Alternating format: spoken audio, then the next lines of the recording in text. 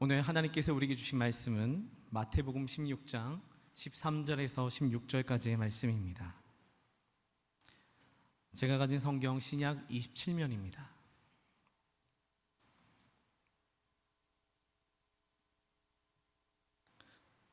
제가 읽고 마지막 절은 다 같이 읽겠습니다. 예수께서 빌립보 가이사랴 지방에 이르러 제자들에게 물어 이르시되 사람들이 인자를 누구라 하느냐. 이르되 더러는 세례 요한, 더러는 엘리야, 어떤 이는 예레미야나 선지자 중에 하나라 하나이다. 이르시되 너희는 나를 누구라 하느냐. 시몬 베드로가 대답하여 이르되 주는 그리스도시요 살아계신 하나님의 아들이시니이다. 아멘. 오늘도 주의 전에 오셔서 하나님 말씀 앞에 서신 여러분들을 주님의 이름으로 축복하고 환영합니다. 우리 다 함께 성도의 기제를 나누겠습니다. 우리 목례로 눈 인사로 인사하겠습니다. 사랑합니다. 축복합니다.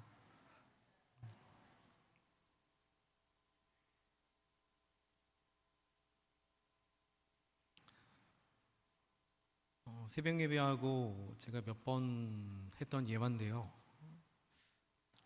귤나무는 제주도 땅에 적합한 과실이 아니라고 합니다. 원래 귤나무 종자라고 하는 것은요, 뿌리가 얇게 들어가기 때문에 조금 땅이 무르거나 영양분이 많아야지 잘 자란다고 하는데, 제주도 땅은 척박하기 때문에 뿌리를 내릴 수가 없다고 합니다. 그래가지고 그 귤나무는 한 가지 작업을 더 거쳐야지 귤나무가 되는데, 그 한 가지 작업이 바로 탱자나무와 젖붙임을 해야 된다고 합니다. 탱자나무는 아무런 쓸모가 없는 나무 같아 보이는데 뿌리를 깊게 박을 수가 있고요. 그리고 영양분들을 빨리 흡수할 수 있기 때문에 귤나무와 젖붙임을 하게 되면은 귤나무는 혼자 버티지 못하는 그 바람과 그 토양을 탱자나무와 함께 버틸 수가 있다고 이렇게 들었습니다. 우리의 믿음도 마찬가지입니다. 코로나19 시대를 지나면서 우리의 믿음을 돌아보니까 우리의 믿음이 귤나무보다 못한 믿음이 아닌지, 믿음이 왜 이렇게 자주 흔들리기도 하며 자주 이렇게 어려움을 당하는지, 그럴 때 오늘 말씀과 같은 믿음의 고백, 바로 이 탱자나무를 젖붙임하여서 우리의 믿음이 땅속 깊이 뿌리를 박을 수 있도록 하는 것이 오늘 말씀의 목적입니다. 우리 삶 가운데 귤나무가 얼마나 있는지, 얼마나 믿음이 풍성하게 있는지 모르겠지만 그 믿음도 바람 한 번이면 쓰러집니다. 하지만 믿음의 고백과 젖붙임을 당했을 때에는 그 믿음은 흔들림 없는 믿음이 됩니다.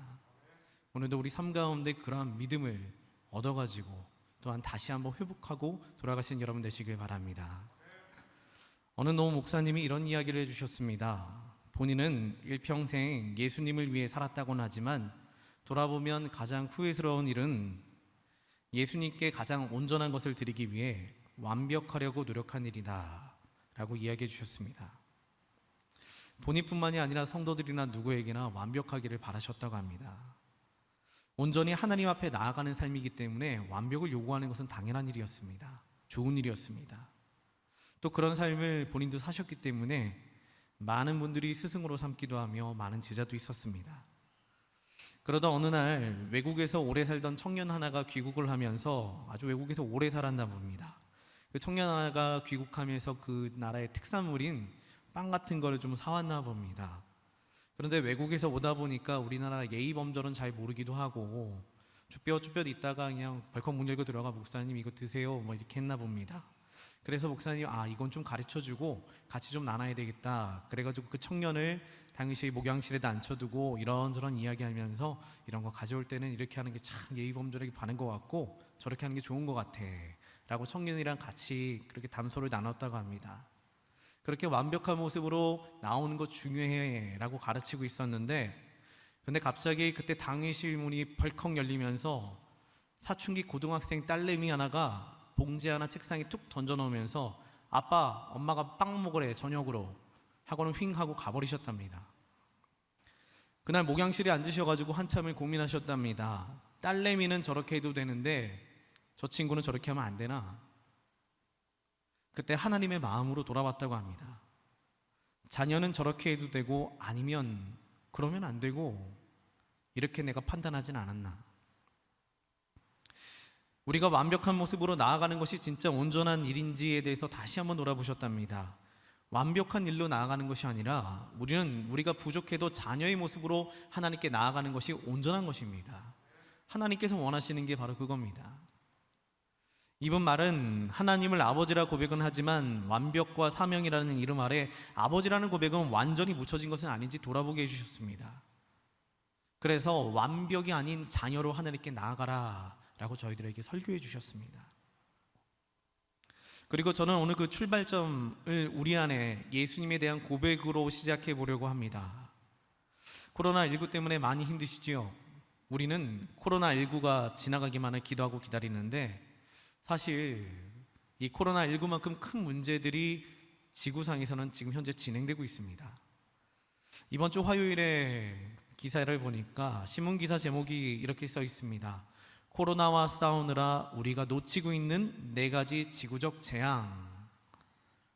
먼저는 온난화 현상, 그리고 메뚜기 떼들, 사하라 사막에 오는 먼지 폭풍들, 그리고 마지막으로는 여전히 인간 손에 파괴되는 자연들. 여러분, 우리에게는 지금 닥친 일이 워낙 코앞에 있다 보니까, 코로나가 진짜 코앞에 있다 보니까 그의 버금가는 큰 일들을 놓치고 살아가는 세상입니다. 내 앞에 있는 것이 너무나 크기 때문에 그의 버금가는 어려운 일들, 지구적 재앙들을 놓치고 살아간다는 기사를 적은 겁니다. 여러분, 어느 작가가 이런 이야기를 했습니다. 사람들은 행운이 담긴 네잎클로바를 찾기 위해 수많은 세잎클로바들을 짓밟습니다.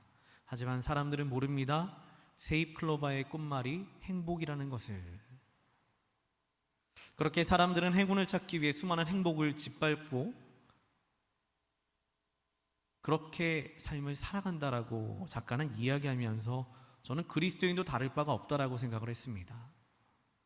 내 삶의 필요를 얻기 위해서 예수님의 이름은 잠시 지워버리지는 않는지요. 예전에 겪었던 일입니다. 어느 초밥집에서 여름 방학 기간에 단기 알바를 구한다고 해가지고 고등학생 때 아르바이트를 하는 적이 있었습니다. 사장님은 교회 안수 집사님이시고 워낙 잘 아는 사이라 가지고 즐겁게 일을 시작했습니다. 그런데 어느 날은 갑자기 사장님 아침에 일찍 오셔가지고 주섬주섬 벽에서 뭔가를 열심히 떼어내기 시작합니다. 뭐 하냐고 이렇게 봤더니 교회에서 선물로 준 액자를 떼는 겁니다. 그리고 이것 좀 저한테 맡기면서 이것 좀 저기다 숨겨놔 그러시는 겁니다. 나중에 알고 봤더니 교회에서 손님이 오시는 날만 그거 붙여두고 손님 없는 날은 그냥 액자 내려놓는다고 합니다. 사람들 불편해할까봐. 그리고 눈 하나 찡긋하면서 하는 말이 이 동네에서는 저게 도움이 안 되는 것 같아 라고 하시면서 액자를 저에게 건네셨습니다. 여러분, 오늘 예수님께서 우리에게 물어보시되, 오늘 본문의 배경이 되는 것은 빌립보 가이사랴라고 하는 지방인데 그 당시 이곳은 대부분 이방인들이 거주하는 곳으로 우상 숭배가 만연한 곳이었습니다. 그리고 오늘 그 자리에서 예수님께서 제자들에게 물으십니다. 오늘 본문 13절을 다 같이 함께 읽어보도록 하겠습니다. 예수께서 빌립보 가이사랴 지방에 이르러 제자들에게 물어 이르시되 사람들이 인자를 누구라 하느냐. 이 본문에서 집중해야 할 단어는 물어 이르시되입니다. 예수님은 만일 누군가에게 물어 이르시되, 여러분들에게 질문하시되, 아니면 누군가에게 물으시되 라고 말씀하신다면 반드시 예수님은 의도가 있는 겁니다. 그냥 심심해서, 그냥 궁금해서 물으신 적은 없습니다. 또한 그에 따른 대답을 하는 그 사람에게는 그 대답에 걸맞는 믿음의 여정이 시작이 됩니다. 우리가 잘 알고 있는 예를 들자면 예수님 부활하신 베드로에게 내가 나를 사랑하느냐 라고 물으셨습니다. 3번 물으신 후에 당연하지요, 정말 주님만이 아시지요 라고 대답한 베드로에게 새로운 믿음의 여정이 시작됐습니다. 양을 먹이라, 양을 치라.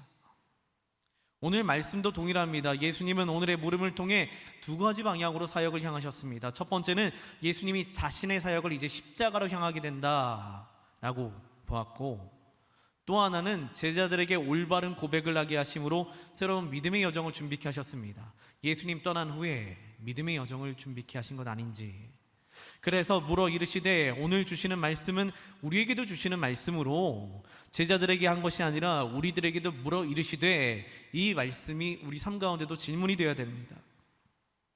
저와 여러분들이 이 질문에 답함으로 우리는 더 큰 믿음의 여정을 출발해야 될 수도 있습니다. 이 고백이 단순하게 우리의 고백이 아니라 지식적인 이야기를 하는 것이 아니라 하나님께서 우리에게 물으셨기 때문에 그 길을 따라서 믿음의 여정이 새로 열릴 수 있다는 얘기입니다. 말씀을 준비하면서 이런 생각이 들었습니다. 물어 이르시되, 예수님 제자들에게 질문하시는 건 좋은데 꼭 그 자리에서 질문을 하셨어야 됐는가? 라는 질문이 떠올랐습니다. 이 질문은 다시 말해가지고 아까 그 초밥집 제가 일했던 아르바이트 했던 그 자리, 굳이 내가 예수님을 믿는 것을 사람들에게까지 다 알려야 돼? 라는 질문과도 같은 겁니다. 오늘 예수님께서 제자들에게 질문하신 자리는 세상 한복판인 겁니다. 잡상인들이 지나다니고 우상이 넘쳐나는 그 자리에서 굳이 물으셔야 했을까? 굳이 예수님 물으셔야 했을까? 그 자리에서, 정말로 그 자리에서 물으셔야 했을까? 여러분, 교회에 앉아가지고 교회 다니면서 예수님 믿는 사람들과 함께하면서 예수님을 그리스도라 고백하는 것은 너무나 쉬운 일입니다. 예수님이 누구인지 이야기하는 건 누구에게나 쉬운 일입니다. 교회 안에서 그런 얘기를 못하는 게 더 이상하지요. 그리고 또 우리 혼자 집에 있을 때 예수님 물으신다면 조용히 대답할 수도 있습니다. 그런데 세상 한복판에서 물어 이르시되, 시끄러운 그 사람들이 많은 곳에서 물어 이르시되, 사람들이 나를 뭐라고 하니? 아니면 너희는 나를 누구라고 생각하니? 여러분, 세상 한복판에서 예수님을 그리스도라고 고백하는 일은 생각보다 어려운 일입니다. 그래도 전 이를 도전받은 행복한 경험이 하나 있어서 여러분과 함께 나누겠습니다. 제가 중학생 때 일입니다. 제가 다니던 학교는 남자만 다니는 중고등학교였는데 매년 가을마다 축제가 열립니다. 축제 저녁 시간이 되면은 최고 하이라이트인 장기자랑 시간이 막 있습니다. 그러면 학생들이 나와가지고 대부분은 그 당시에 유행했던 노래, 유행가를 막 멋들어지게 부르고 춤도 추고 막 사람들에게 많은 박수갈채를 받으면서 들어갑니다. 그런데 그때 우리 교회를 다니던 형님 둘이 기타를 들고 등장합니다. 저는 은근 기대했습니다. 이 형님들은 교회에서도 웃기기로 최고였고 학교에서도 아주 인기가 많은 형님들이었습니다. 그래서 저희도 잔뜩 기대하면서 가가지고, 야, 이 형님들 또 어떻게 해가지고 우리를 웃겨줄까, 어떻게 우리 즐겁게 해줄까 라는 생각을 하고 보고 있었습니다. 막 사람들이 웃고 박수치며 올라가는 거 환호해줬는데 그 환호 가운데 이 형님들이 기타를 두루룽 치면서 부른다는 노래가 찬양 시편 92편, 아침에 주의 인자하심을 나타내시며 밤마다 주의 성실하심을 베품이 좋으나이다. 야, 이 찬양을 딱 시작하는데 아직도 그 분위기가 생각납니다. 완전히 찬물을 끼얹는 분위기입니다. 막 사람들이 막 춤추고 노래하고 그 자리 가운데 갑자기 기타 치고 사람들의 기대와 환호 가운데 박수 치는 그 자리 가운데 드르릉 아침에 주의 인자하심을. 저는 솔직히 그 끝에 뭐 좀 웃기고 내려올 줄 알았습니다. 저는 올라가지도 않았는데 되게 염려가 됐습니다. 아니, 저 형님들 저러다가 어떻게 하려고. 환호하던 학생들이 갑자기 싸해지는데 전 중간에 노래 멈추고 내려올 줄 알았습니다. 분위기가 너무나도 아닌 겁니다. 그런데 이 형님들 찬양을 진짜 끝까지 다 부르고 인사하고 내려옵니다. 박수가 하나도 없었습니다. 너무나 황당했기 때문에, 조금 의아했기 때문에 뭐 끝나고 뭐라도 할 줄 알았나 보죠. 그거 하고 내려오는데 거의 그 분위기가 쟤네 뭐야 하는 그 분위기, 앞으로 왕따 될 것 같은 분위기였습니다. 그런데 지금 믿음의 눈으로 봤더니 이 형님들 진짜 큰일 하고 내려온 겁니다. 엄밀하게 이야기하면 그 자리는 찬양할 수 있는 자리가 아니었습니다. 그 분위기는 불가능한 자리입니다. 찬양이 안 되는 자리입니다. 거기에서 찬양을 했다는 것은 나 앞으로 예수장이 돼가지고 놀림받아도 돼 라고 하는 이 고백과도 똑같습니다. 그런데 지금 그때 그 찬양을 들으신 하나님을 생각해 보게 되었습니다. 하나님은 이걸 어떻게 보셨을까요? 분명 감동하셨을 겁니다. 저도 제 아내랑 가끔 데이트하다 보면은 길 한복판에서 자꾸 물어봅니다. 예전에 그랬죠. 지금은 안 그렇습니다. 자기 나 사랑해.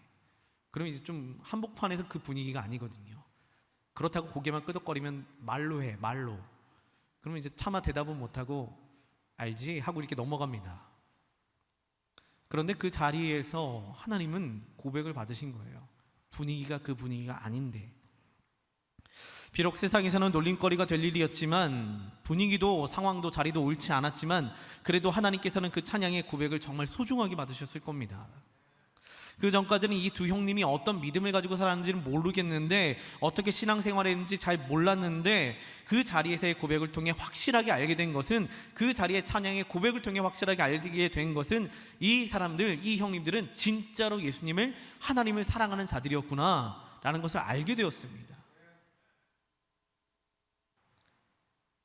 그리고 예수님은 그와 비슷한 자리에서 여러분들에게 질문할 준비를 하고 계십니다. 그 자리에서 꼭 물어보실 겁니다. 여러분들이 노래방을 가 있던, 아니면 어디에 있던, 친구들이랑 젓가락 두들기며 식사를 하시던 그 자리에서도 물을 준비가 되신 것 같습니다. 오늘 제자들에게 물은 자리가 바로 그와 같은 비슷한 자리였거든요. 세상 사람들 잡다한 소리와 우상 숭배하는 그 자리 가운데 아주 작은 물인데, 그 자리에서 예수님 당당하게 묻습니다. 내가 누구지? 세상 사람들은 나는 누구라 하느냐? 너희는 나를 누구라 하느냐? 여러분, 우리의 삶의 자리에서 예수님은 물을 준비를 하고 계십니다. 요즘은 어디 가가지고 교회 다닌다고 이야기하면 조금 민망한 시기가 왔습니다. 얼마 전 예전에 제자훈련을 했던 청년이 공기업에 취직을 했다고 해가지고 기뻐가지고 연락을 왔습니다. 반갑기도 하고 이런저런 이야기 듣다가 물었습니다. 전 항상 묻는 이야기가 똑같습니다. 누구누구야, 교회는 잘 다니냐? 네. 그리고 또 한 가지 묻는 게 늘 있습니다. 밥 먹을 때 기도는 하고? 농담 삼아 늘 묻습니다. 다 큰 청년한테 밥 먹을 때 기도하느냐고 묻는 게 좀 웃기기는 한데, 근데 얘가 좀 머뭇거리는 겁니다. 그래서 눈치 보니까 예전만큼 기도 안 하는 것 같아가지고 되게 뭐라고 했습니다. 야 이놈아, 밥 먹을 땐 기도해야지. 그거 주신 분, 그 음식 너의 입을 넣게 해주신 분 하나님 아니냐? 집에 가서도 시간 내서 기도해야지. 널 지켜주시는 분 하나님 아니냐? 밥 먹을 때 꼭 기도해 라고 이렇게 이야기합니다. 그런데 이 친구가 그렇게 이야기합니다. 목사님, 그렇게 해야 되는 건 잘 알겠는데, 너무 잘 아는데 분위기가 그게 아니에요. 충격이었습니다. 정말 신실하게 믿고 찬양 인도도 하며 하나님 앞에 나갔던 아이인데 분위기가 그게 아니에요. 그 자리에서는 그렇게 기도하는 자리가 아니에요. 그 분위기가 하나님을 고백할 수 있는 자리가 아니에요. 그 자리가 아니라는 겁니다. 이 대답에 가슴이 허탈해졌습니다. 다짐 아무리 해도 소용이 없네. 하나님께 서원 아무리 해도 소용이 없네. 그리고 제 자신을 돌아봤더니 저도 그런 적이 많은 겁니다.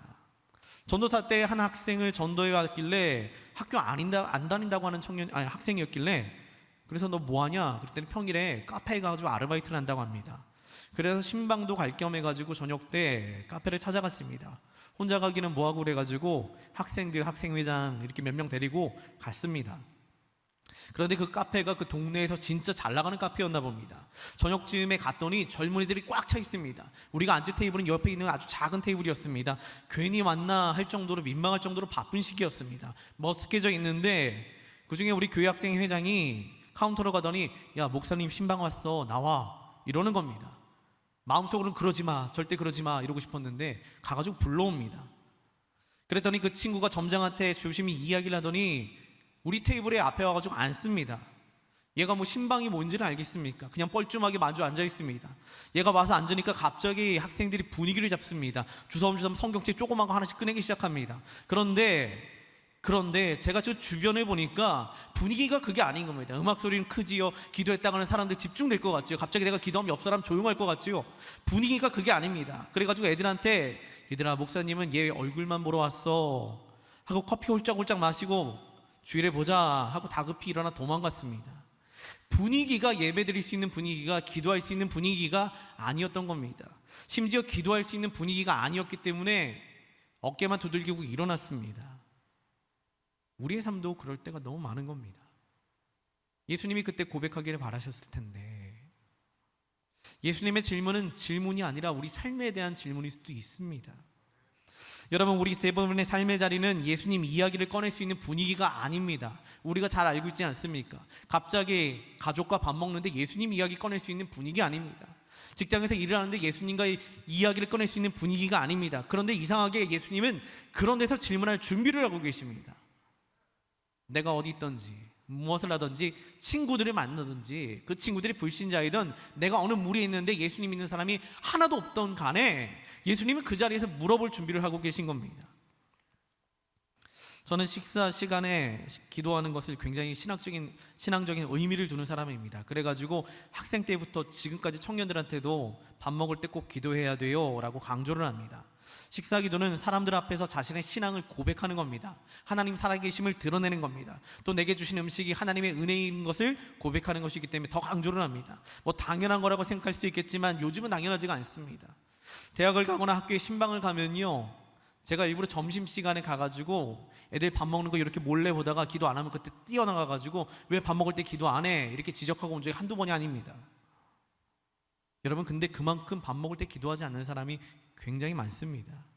심지어 직장, 구내 식당에 가도 마찬가지입니다. 생각보다 기도하지 않고 밥 먹는 사람이 많습니다. 왜냐하면 분위기가 그게 아니기 때문입니다. 그런데 주님은 거기서도 질문하실걸요. 기도 안 하는 우리를 향해 너는 나를 누구라고 생각하느냐? 이는 믿음이 없어서가 아니라 분위기가 좀 그래가지고 요즘 고백들이 점점 잦아드는 겁니다. 굳이 하면은 조금 창피할 수 있는 분위기입니다. 그럼에도 오늘 예수님의 질문은 그런 자리에서 우리에게 던져집니다. 사람들이 인자를 누구라 하느냐? 우리에게 직접적으로 물어볼 수 있습니다. 이에 제자들은 이렇게 대답을 합니다. 14절 말씀을 다 같이 읽어보겠습니다. 이르되 더러는 세례 요한, 더러는 엘리야, 어떤 이는 예레미야나 선지자 중에 하나라. 아멘.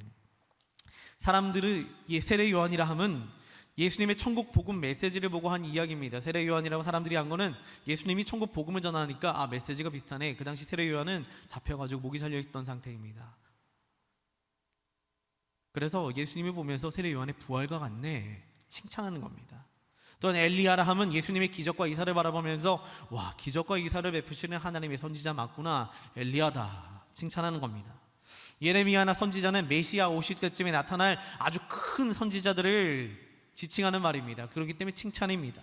좋은 얘기입니다. 아주 좋은 고백들입니다. 그런데 다 좋은 이야기지만 세상도 이 정도로는 알고 있습니다. 세상도 예수님 좋은 분이야, 예수님 진짜 괜찮은 분이야, 이건 알고 있습니다. 다 좋은 이야기지만, 근접한 이야기지만 정답은 아닙니다.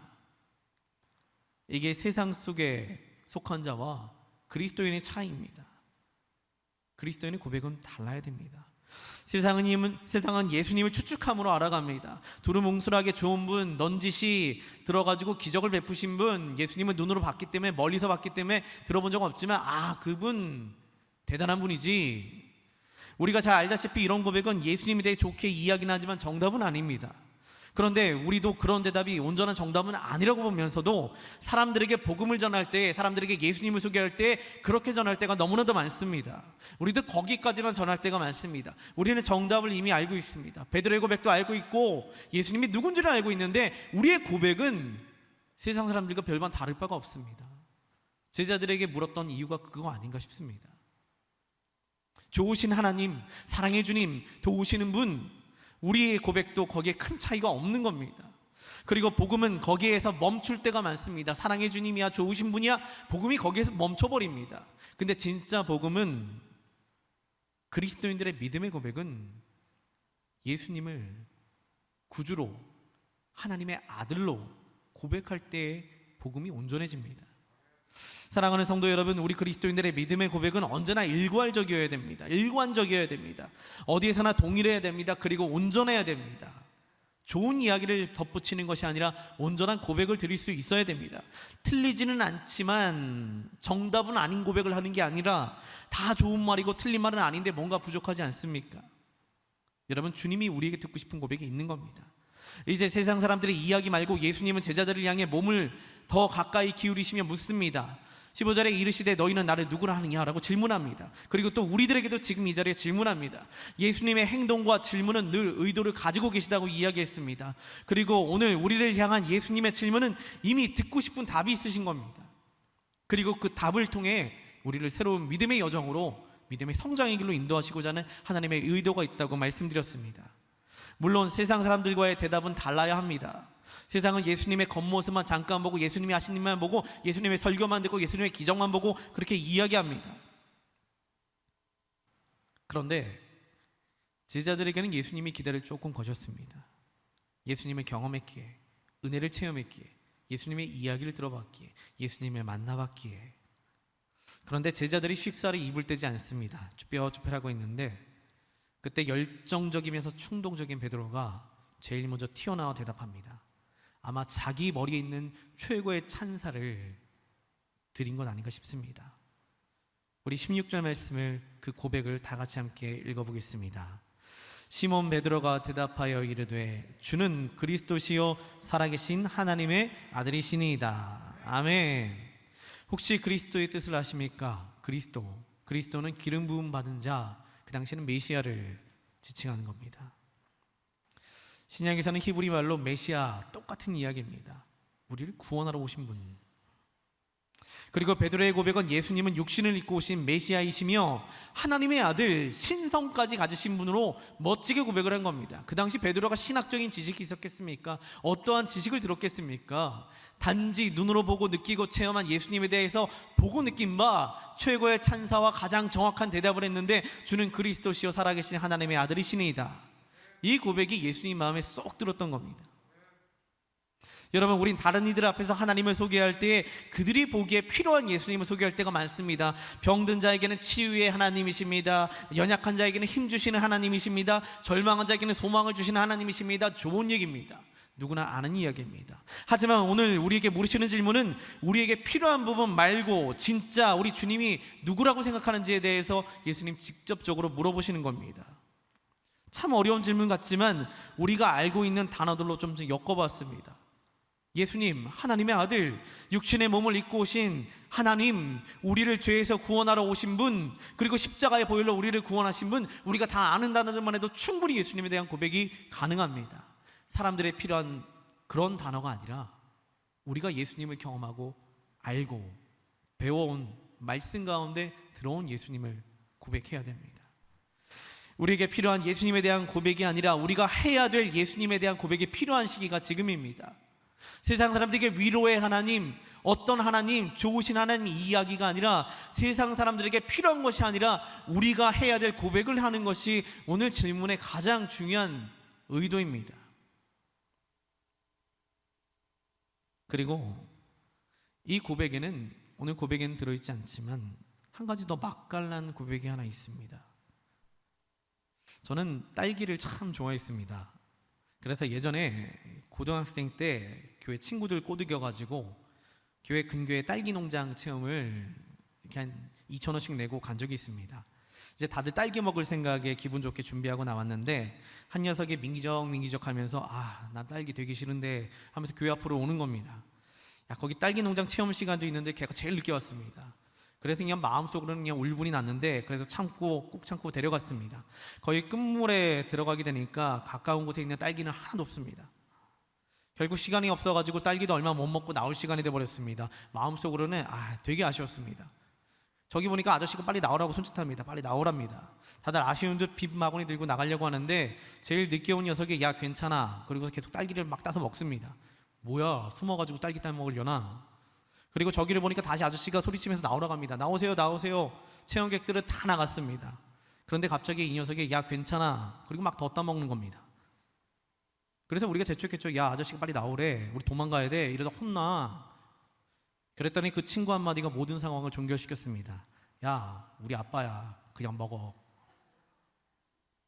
이 친구는 밭의 주인이 아버지란 고백을 했으니까 그 밭에 있는 딸기 마음대로 먹어도 되겠지요. 그럴 자격이 됩니다. 저는 오늘 고백 가운데 한 가지 고백을 사실은 덧붙인 겁니다. 우리의 고백도 마찬가지입니다. 우리 세상 모든 만물의 주관자 되시는 하나님을 우리는 아버지라고 고백하는 사람들입니다. 그리고 이 고백은 그저 아는 것을 이야기하는 것이 아니라 우리 삶 전체의 경험을 통해서 발견된 사실을 이야기하는 겁니다. 말씀을 들어왔더니, 지금까지 신앙생활 해왔더니 제일 중요한 고백은 예수님을 구주로, 그리스도로, 살아계신 하나님의 아들로 고백하는 것이며, 하나님의 아들, 그리고 우리도 그분의 자녀. 그 믿음의 고백은 우리로 하여금 그에 합당한 행동을 하게 만듭니다. 그래서 올바른 질문에 따른 대답이 매우 중요합니다. 우리는 하나님을 아버지라고 고백할 수 있는 자리가 있습니다. 그런데 행동은 그에 따라가지 못할 때가 많습니다. 연약한 행동 뒤에는 결국에는 연약한 믿음이 있을 수밖에 없습니다. 연약한 믿음 뒤에는 연약한 고백이 있을 수밖에 없습니다. 우리의 삶의 고백 가운데 예수님을 누구라고 오늘 우리에게 질문하고 계십니다. 말씀을 정리하도록 하겠습니다. 오늘 우리에게 이 말씀을 던지신 이유가 있다고 봅니다. 주님, 우리에게 늘 듣고 싶은 고백이 있으신 겁니다.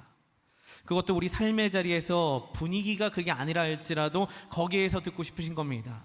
그리고 우리로 하여금 우리의 필요를 따라서 주님을 그려내는 것이 아니라 말씀이 이야기하는, 우리 경험이 이야기하는, 우리 신앙생활이 지금껏 이야기하는 주님을 고백해내라고 우리에게 날마다 강요하십니다.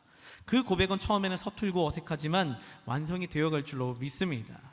우리의 고백이 하나님을 기쁘시게 하는 매일의 고백이 되기를 주님의 이름으로 축원드립니다.